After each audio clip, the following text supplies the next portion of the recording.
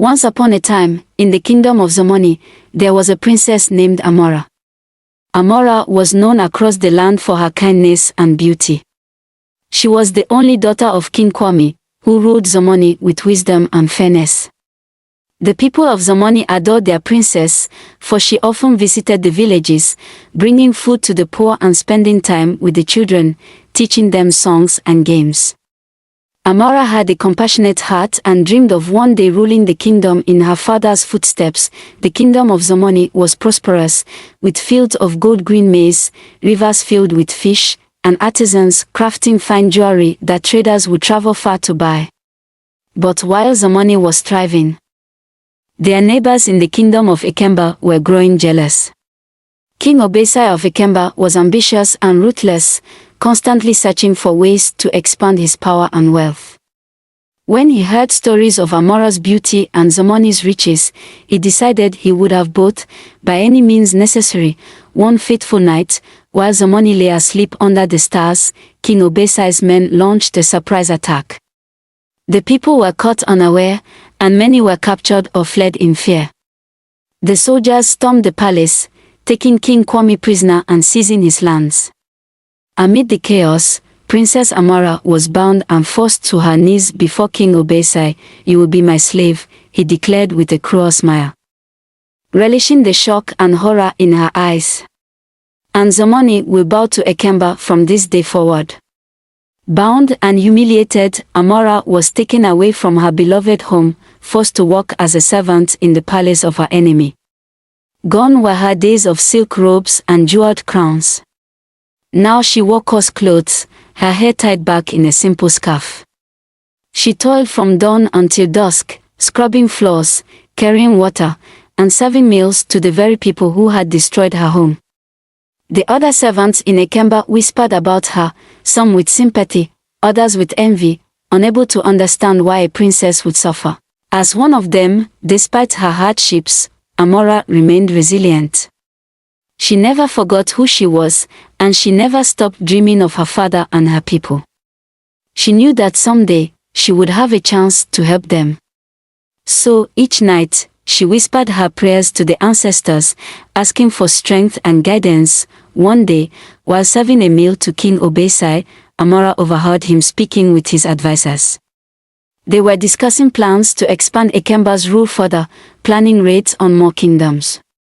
In that moment, Amora's heart burned with resolve. She could not let King Obesai continue his tyranny unchecked. She knew she had to find a way to escape and warn the neighboring kingdoms of his plans.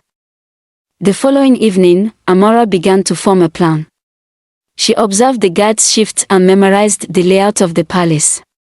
She noticed that each night, there was a brief moment when the guards changed posts, leaving a small window of opportunity.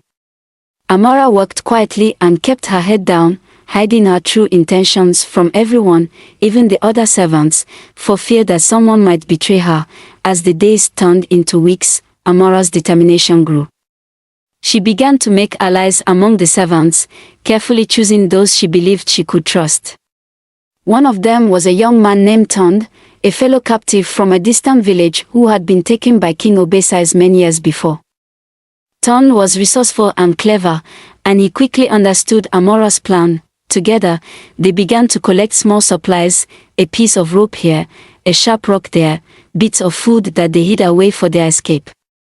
Amora's heart raced every day, fearing that someone might discover her plan. But she knew that freedom and justice were worth any risk. Finally, the night of their escape arrived. Amora and Tond waited until the guards were changing posts, then slipped silently through the shadows. They moved quickly, darting from one darkened corner to another, holding their breath with every step. When they reached the outer walls of the palace, Tond fashioned a rope from the strips of cloth they had gathered, allowing them to climb down undetected. Once they were beyond the palace walls, they ran into the thick forest, not stopping until they could no longer see the lights of the palace. Amora's feet were blistered, and her muscles ached, but she pressed on, driven by her vision of returning home and freeing her father, after days of travel. They finally reached the neighboring kingdom of Jenga, ruled by a wise and just queen named Queen Koloni. When the guards tried to stop them at the gates, Amora stood tall and declared, "I am Amora, Princess of Zamani. I seek an audience with Queen Koloni to warn her of the threats from King Obesai." News of Amora's arrival quickly reached Queen Koloni, who was known for her fierce loyalty to justice and her strong alliances with nearby kingdoms.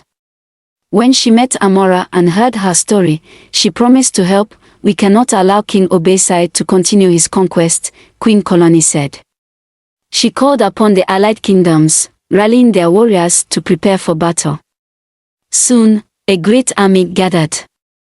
Their mission to free Zamani and restore peace, the armies of Jenga and its allies marched toward Ekemba, where they met King Obesai's forces in a fierce battle. Amora fought alongside them, her heart full of the strength and courage she had drawn from her ancestors. Her resolve inspired the warriors around her, and together, they pushed back Obesai's men. The people of Zamani, upon seeing Amora's return and her courage, rose up to join the fight. After a long and brutal battle, they succeeded in capturing King Obesai, who was brought to Queen Koloni to face justice. Amora, her face smeared with dirt but her eyes shining with triumph, stood before him. "You took everything from me," she said, her voice steady, "but you could not take my spirit, nor my people's will to be free." King Obesai was exiled, stripped of his title and his power. Queen Koloni restored Amora and her father to their rightful place in Zamani. The people of Zamani welcomed Amora as their hero, and her father, grateful for his daughter's bravery, declared her his heir.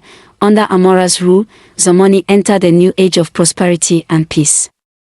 She led with the same kindness and strength she had always shown, drawing on the lessons she had learned during her time as a servant. She knew the struggles of her people and worked tirelessly to ensure that no one in her kingdom would suffer as she had.